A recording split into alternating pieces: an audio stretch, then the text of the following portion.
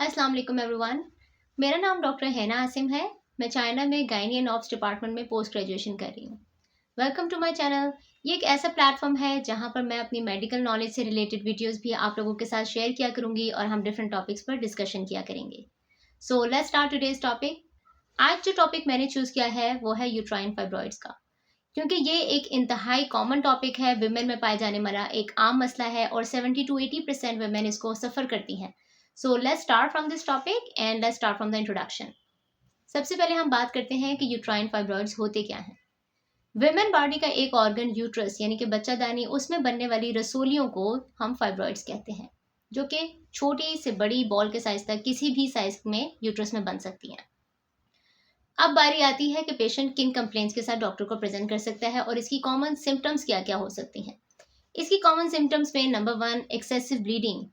Menstrual bleeding बहुत ज़्यादा excessive होगी, क्लॉटिंग होगी या प्रोलॉन्ग होगी, 7 to 8 डेज से टाइम स्पेन से अबव हो जाएगी।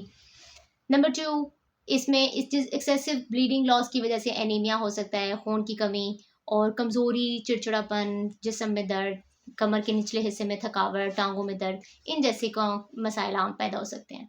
नंबर 3, अगर ये यूट्रस में बनने वाला फाइब्रॉइड यूट्रस की कैविटी में मौजूद है तो इसे प्रेगनेंसी होने में, कंसीव करने में से लेकर अगर प्रेगनेंसी हो गई है उसमें भी कॉम्प्लिकेशन आ सकती हैं।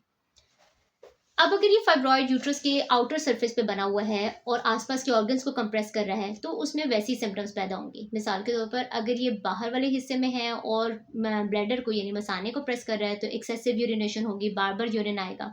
अगर रेक्टम को प्रेस कर रहा है तो कॉन्स्टिपेशन, ब्लॉटिंग वगैरह जैसे मसाइल आम है। अब बात करते हैं कि इसकी डायग्नोसिस कैसे होगी। पेशेंट इन कंप्लेंट्स के साथ डॉक्टर को प्रेजेंट करता है और डॉक्टर दो ही मोडालिटी से, अल्ट्रासाउंड से और पेल्विक एग्जामिनेशन से कंफर्म कर लेते हैं, क्योंकि these modalities are best and easy to confirm fibroids.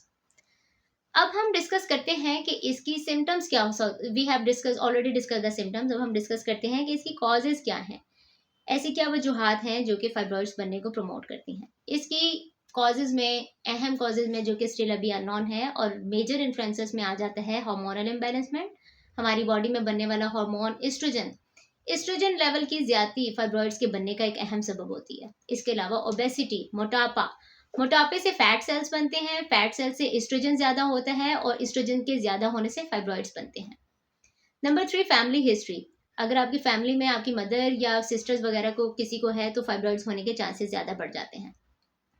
Number 4, sedentary lifestyle. कि अगर लाइफस्टाइल किसी का बिल्कुल भी ठीक नहीं है, लाइफस्टाइल में डाइट जो है जंक फूड से भरपूर है और एस्ट्रोजेनिक डाइट है, रेड मीट का यूजेज बहुत ज़्यादा है, green leafy vegetable, fibre diet intake बहुत कम है, एक्सरसाइज लाइफस्टाइल का हिस्सा नहीं है और स्ट्रेस बहुत ज़्यादा है, तो ये सारी चीज़ें काउंट करती हैं जो कि आपके एस्ट्रोजन लेवल को बढ़ाएंगी, हार्मोनल इम्बैलेंसमेंट को बढ़ाएंगी, नींद का ना होना, स्लीप की डिप्रिवेशन, ये सारी चीज़ें जो हैं वो कंट्रीब्यूट करती हैं हार्मोनल इम्बैलेंस को और हार्मोनल इम्बैलेंस से होता है फाइब्रॉइड्स होने का ज़्यादा चांस।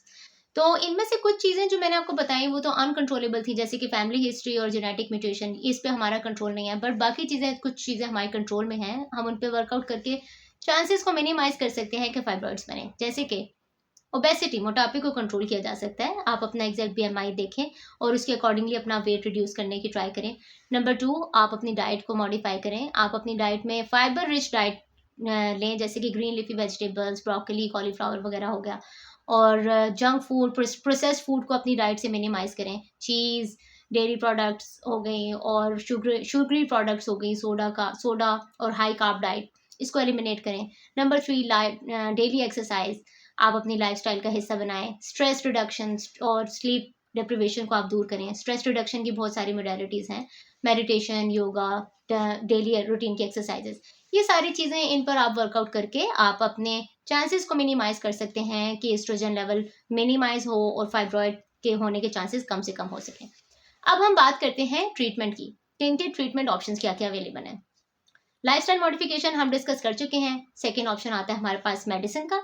तो मेडिकल ट्रीटमेंट में हम सिम्टम्स को कंट्रोल करते हैं, जैसे कि ब्लीडिंग कंट्रोल करने की मेडिसिन दे दी, ट्रांसमिन वगैरह, बट उससे सिर्फ सिम्टम्स कंट्रोल होते हैं, बट फाइब्रॉइड का साइज जो है वो श्रिंक नहीं होता।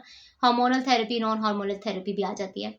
इसके अलावा मिनिमल इन्वेजिव टेक्निक्स होती हैं जिसमें हमारे पास आ जाती है हाईफो की मैं पहले बात करूंगी, हाई इंटेंसिटी फोकल अल्ट्रासाउंड। ये एक ऐसा अल्ट्रासाउंड है जिससे अल्ट्रासाउंड की वेव्स की मदद से ही फाइब्रॉइड को डिस्ट्रॉय कर दिया जाता है। और इसके अलावा आ जाता है हमारे पास यूएई यानी कि यूट्राइन आर्टरी एम्बोलाइजेशन, के फाइब्रॉइड तक जाने वाली ब्लड सप्लाई को ब्लॉक कर दिया जाता है और जिसकी वजह से फाइब्रॉइड का साइज जो है वो श्रिंक हो जाता है।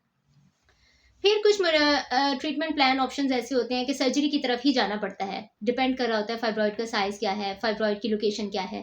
तो सर्जरी में भी हमारे पास दो ऑप्शन आ जाते हैं, जिसमें से पहला है मायोमेक्टमी, जिसमें फाइब्रॉइड को ही सिर्फ रिमूव किया जाता है, और जो अदर ऑप्शन है हमारे पास हिस्टेक्टमी, के पूरा का पूरा यूट्रस रिमूव कर दिया जाता है। अब ये डिपेंड कर रहा होता है पेशेंट प्रेफरेंसेस के ऊपर, पेशेंट की एज पे और साइज पे, लोकेशन पे फाइब्रॉइड के, क्योंकि कुछ पेशेंट की फैमिलीज कंप्लीट हुई भी होती हैं और वो उनमें तो हिस्टेक्टमी यानी कि यूट्रस निकालना पॉसिबल होता है, बट कुछ पेशेंट की अर्ली एजेस में अगर हो गया 30 to 50 एज में, ये आम मसला है। तो अगर पेशेंट की फैमिली कंप्लीट नहीं हुई तो और वो अपना यूट्रस जो है वो प्रिजर्व करना चाह रही हैं, तो उस केस में हम जाते हैं मायोमेक्टमी की तरफ, यानी कि फाइब्रॉइड को हमने निकाल दिया। तो आई होप ये वीडियो आपके लिए इन्फॉर्मेटिव रही होगी। स्टिल फिर भी अगर आपके कुछ क्वेश्चंस हैं तो आप कमेंट बॉक्स में मुझसे पूछ सकते हैं। Thank you so much for your time. So मिलते हैं नेक्स्ट वीडियो में मजीद इन्फॉर्मेशन के साथ। ओके एवरीवन, थैंक यू, अल्लाह हाफिज़, बाय बाय।